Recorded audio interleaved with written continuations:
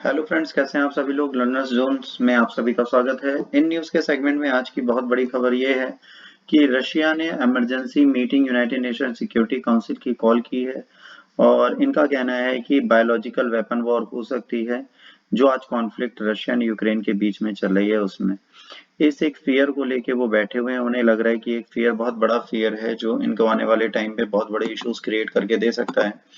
तो ये चाहते हैं कि भाई इसके लिए यूनाइटेड नेशन सिक्योरिटी काउंसिल बैठे और यूक्रेन को मना करे कि कोई भी ऐसा बायोलॉजिकल वेपन का अटैक ना हो।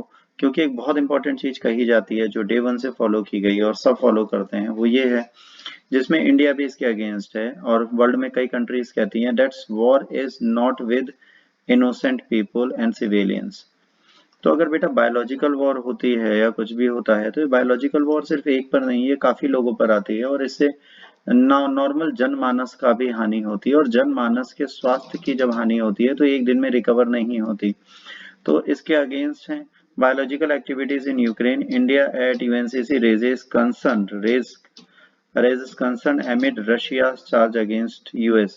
तो यहाँ पर इन्होंने भी बोल दिया है कि भाई देखिए, अगर बायोलॉजिकल वेपन का कोई थ्रेट है तो प्लीज इसको ध्यान दीजिए। ऑलरेडी एक कोविड प्रोटोकॉल अभी जो चल रहा है वो तो खत्म नहीं हो पा रहा, हर बंदा अभी भी मास्क पहन रहा है एंड आप चाइना को तो टैकल कर नहीं पाए, ना आज तक आप वुहान लैब पहुंच पाए और ना आपने उनके लिए कुछ किया। बट अगर ऐसा कोई बायोलॉजिकल वेपन यूक्रेन तैयार कर रहा है तो प्लीज इस पे ध्यान दीजिए और इसको टैकल करने की कोशिश करिए, वरना बहुत बड़ी दिक्कत हो जाएगी।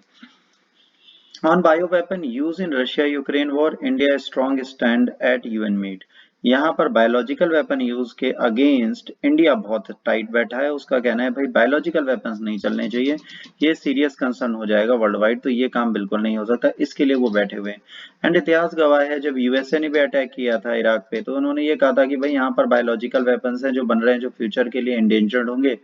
तो सेम प्लानिंग यूएसए करके पहले आया था और यूएसए इसी प्लानिंग के साथ मार्केट में घुसा और उसने इराक को पूरा उड़ा दिया। और फाइनली सबने देखा इराक में कोई भी ऐसा बायोलॉजिकल वेपन नहीं मिला, सद्दाम हुसैन साहब को फांसी भी दे दी गई। तो ये जो परमानेंट फाइव हैं इनमें से दो कंट्रीज, एक रशिया एंड एक यूएसए, बहुत बड़े गेम्स खेलती हैं इन सब चीजों को लेके और आजकल तो चाइना भी इसमें बहुत पावरफुल बनती जा रही है। तो प्रॉब्लम ये है कि ये बायोलॉजिकल वेपन का नाम लेकर और हार्शली इस पे अटैक करने की प्रबल भी कोशिश कर सकते हैं और रशिया यूक्रेन वॉर एक न्यू टर्न में चली जाएगी। तो यूक्रेन के जो हेड हैं प्रेसिडेंट जेलेंस्की साहब, उन्होंने कहा कि मेरे भी दो बच्चे हैं, मैं उनकी कसम खा के कहता हूँ, एक इमोशनल स्पीच फिर उन्होंने दी कि हम कोई भी बायोलॉजिकल वॉर की तैयारी नहीं कर रहे, हम कोई भी बायोलॉजिकल वेपन नहीं बना रहे, तो आप ऐसे मिथ्या आरोप हम पर ना लगाएं। यूनाइटेड नेशन ने भी बोला है, यूनाइटेड नेशन ने कहा है they are not aware of any biological weapon programmes. इन्होंने कहा है कि हमें कोई भी बायोलॉजिकल वेपन प्रोग्राम के बारे में नहीं पता। कल ये बात इन्होंने कही कि भाई हमें कोई भी बायोलॉजिकल वेपन के प्रोग्राम के बारे में नहीं पता। Disarmament of chief FMs security council meets to address related concern in Ukraine. Ukraine की इस कंसर्न को देखते हुए इन्होंने ये कहा है कि भाई ऐसा कोई भी इशू हमारे सामने नहीं आया है जिसको हम टैकल ना कर पाए, ऐसे इश्यूज हमारे लिए नहीं है, तो आई एम वेरी सॉरी, हमें नहीं पता कि ऐसा कुछ हो रहा है। तो यूनाइटेड नेशन ने सीधे इसके लिए मना किया है। अब बात आती है कि यूनाइटेड नेशन सिक्योरिटी काउंसिल की मीटिंग होगी। जी हाँ, ये मीटिंग फिक्स की गई है, ये मीटिंग की जाएगी इस कंसर्न को देखते हुए कि क्या सच में ऐसा कुछ हो रहा है कि बायोलॉजिकल वेपन्स है कि नहीं है। What are Russia's claim for biological weapon, और सच में क्या हो रहा है। United Nation Security Council Friday को मॉस्को में क्लेम जो हुआ है उसके बाद मिलने को तैयार है। ये देखना चाहती है यूक्रेन में कोई बायोलॉजिकल वेपन का यूज तो नहीं हो रहा है। इसके बाद ओलिविया डेल्टन एक स्पोक पर्सन है US mission in United Nation में, उन्होंने कहा Russia has a well documented history of using chemical weapon and has long maintained biological weapon program in violation of international law. तो इन्होंने कहा है कि भैया रशिया तो बदनामी है इस चीज के लिए कि वो बायोलॉजिकल वेपन्स बनाता है, long maintain biological weapons programme चलता है और इंटरनेशनल लॉज को वायलेट करता है।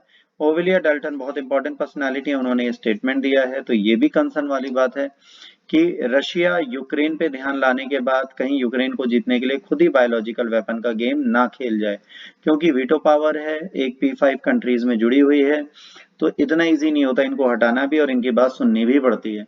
इसके बाद सबसे बड़ी बात है कि एक्सक्लूसिव है, WHO ने एडवाइस किया यूक्रेन को टू डिस्ट्रॉय और pathogens in health lab to prevent disease spread.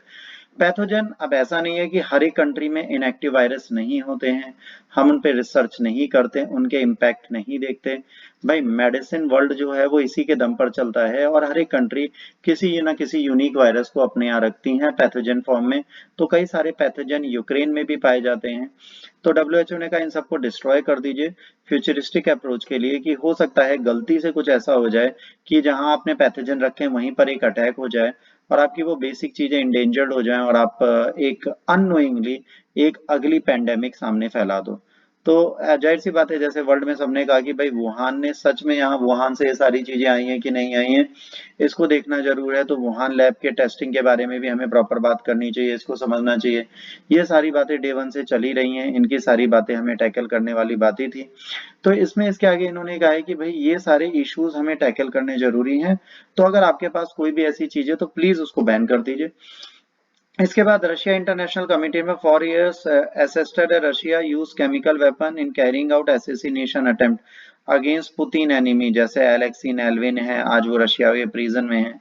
तो इनकी हिस्ट्री बहुत पुरानी है, 11 साल की सिविल वॉर भी रही, उसमें भी हुआ। अब हिस्टोरिकली बायोलॉजिकल वॉरफेयर जो है वो कैसे चलेगा, जिनेवा प्रोटोकॉल आया, उसके बाद बायोलॉजिकल वेपन कन्वेंशन आया, जिसको उस समय तक 103 कंट्री साइन कर चुकी थी और आज की डेट में इसमें 183 कंट्री सिग्नेटरी हैं। ठीक है, और जेनेवा जब ये दोबारा रेक्टिफाई की गई 26 मार्च 1975 को, तब से आज तक 183 कंट्री बेटा इसके साथ जुड़ी हुई हैं।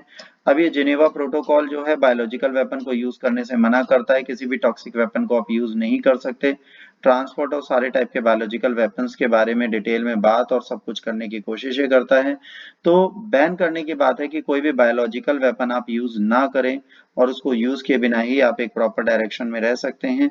ये सारी चीजें यहाँ पर बेटा मेंशन्ड है। और अब ये फ्यूचर में देखा जाएगा कि क्या ऐसा कोई बायोलॉजिकल वेपन का थ्रेट सच में है कि नहीं है, या एक गेम है जो यूएसए पहले खेलता था, आज रशिया खेला है ताकि यूक्रेन को खत्म किया जा सके। ये तो वेट एंड वॉच है। अगर आपको ये लेक्चर अच्छा लगा तो please like share and subscribe करिए। बाकी डिटेल जैसे हमारे पास अपडेट होगी हम आपको जरूर बताएंगे। तब तक के लिए God bless you all, take care, जय हिंद, वंदे मातरम।